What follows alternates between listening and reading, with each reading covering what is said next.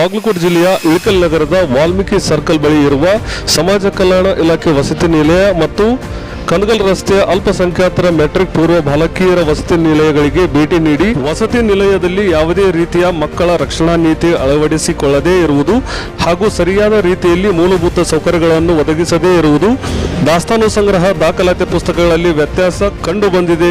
ಹಾಗಾಗಿ ಹಾಜರಿದ್ದ ಸಮಾಜ ಕಲ್ಯಾಣ ಇಲಾಖೆ ಅಧಿಕಾರಿಗಳಿಗೆ ಶಿಸ್ತು ಕ್ರಮ ಕೈಗೊಳ್ಳಲು ಸೂಚಿಸಲಾಯಿತು.